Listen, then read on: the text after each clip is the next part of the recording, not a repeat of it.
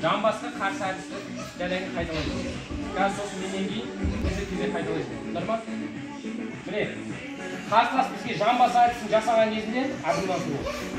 Мен бірінші номерде қолын байлайып қарсыластың. Екінші қолмен қарсыластың белбеуін аламын. Түсінікті ма? Аяққа отырам, және өзіме қарай қысып ұстаймын да көтеремін үстіге қарай. Оңға қарай айландырам да, сосын жеті жамбас әдісін жасаймын. Итания көріп оны қайта. Міне, Әбілмансыр маған жамбас жасайды.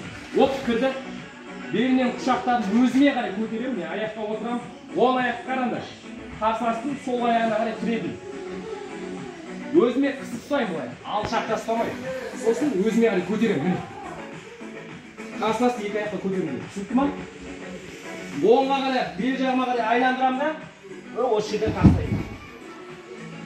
Қалай? Ускорение стигіне қалай болады? Міне, әбден осы күш, оп, поднял, и оп. Түсінікті ма? Қазір бірінші Насыр мен Мұхаммед. Кет.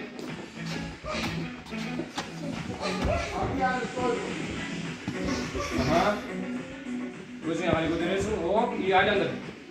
Оп, жақсы. Енді Насыр. Асықпа, ол көтер, сосын айландыр, и тап. Жақсы, аяққа тұр. Баланы сосын.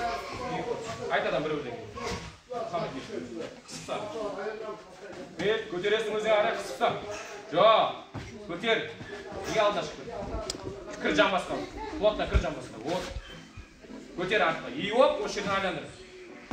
Вот, Насыр қайтыр. Плотно кір жамбасқа. Кір жамбасқа. Вот. Көтер, өзіңе қарай. Айландыр. Оп, тарт. Вот, жақсы. Оқай болды ма?